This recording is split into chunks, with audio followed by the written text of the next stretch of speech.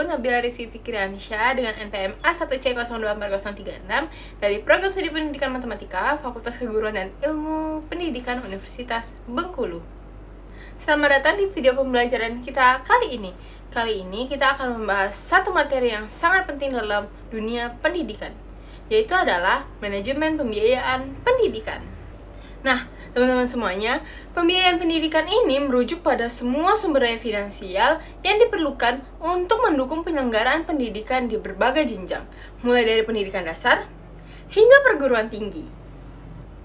Pendidikan yang berkualitas tentunya memerlukan pembiayaan pendidikan yang tepat dan efisien, mulai dari infrastruktur, gaji guru, hingga material pembelajaran.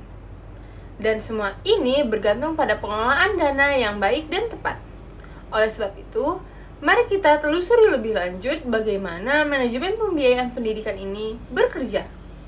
Nah, dalam manajemen pembiayaan pendidikan, ada beberapa prinsip utama yang harus diperhatikan untuk memastikan bahwa penggunaan dana ini tepat sasaran dan juga efektif.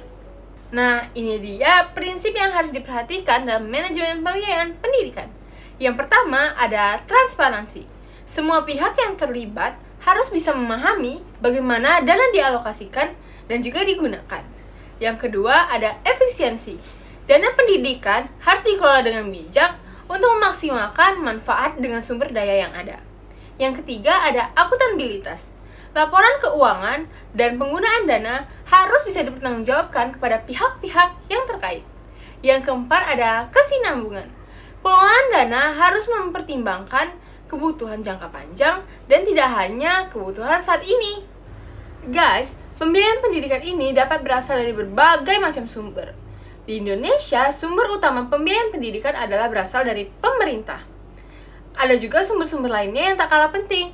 Oleh sebab itu, mari kita bahas sumber-sumber pembiayaan pendidikan di Indonesia. Nah, berikut adalah sumber-sumber pembiayaan pendidikan yang ada di Indonesia. Yang pertama, ada dari APBN dan APBD. Anggaran dari pemerintah pusat dan daerah merupakan sumber dana pembiayaan pendidikan. Dana ini digunakan untuk membayar gaji guru, membangun fasilitas sekolah, dan juga subsidi pendidikan. Yang kedua ada dana komite sekolah. Beberapa sekolah memanfaatkan dana dari komite sekolah atau masyarakat sebagai sumber tambahan untuk kegiatan-kegiatan tertentu. Yang ketiga ada bantuan internasional. Lembaga donor internasional dan organisasi non-pemerintah juga sering memberikan bantuan untuk meningkatkan kualitas pendidikan. Dan keempat, ada sumber swasta. Beberapa institusi pendidikan swasta memperoleh dana dari kontribusi orang tua, murid, sponsor, atau kemitraan dengan perusahaan tertentu. Nah, setelah dana pendidikan ini diperoleh, selanjutnya adalah mengelola dan mengalokasikannya dengan tepat.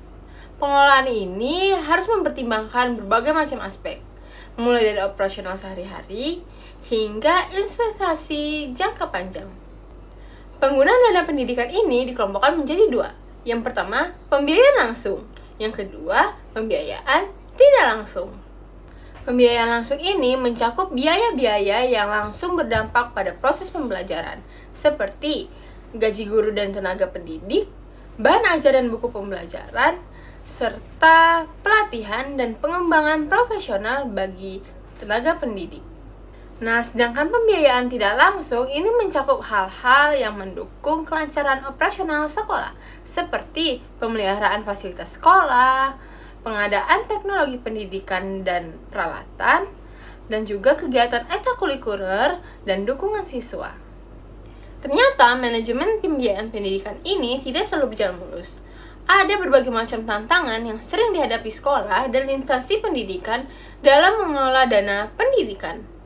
Salah satu tantangan besarnya adalah keterbatasan dana, terutama di sekolah yang daerah terpencil atau sekolah yang kurang mampu. Selain itu, ada juga korupsi.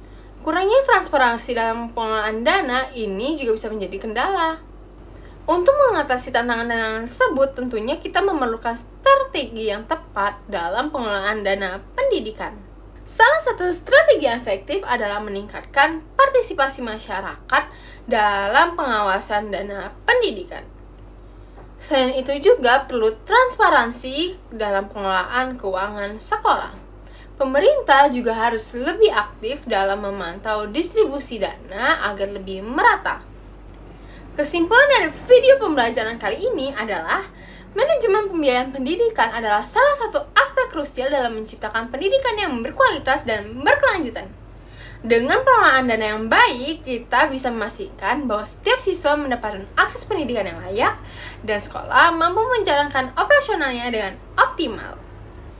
Terima kasih semuanya sudah menonton video pembelajaran kita kali ini dengan materi manajemen pembiayaan pendidikan. Semoga ilmunya bermanfaat untuk kita semua. Sampai jumpa di video pembelajaran berikutnya. Dadah!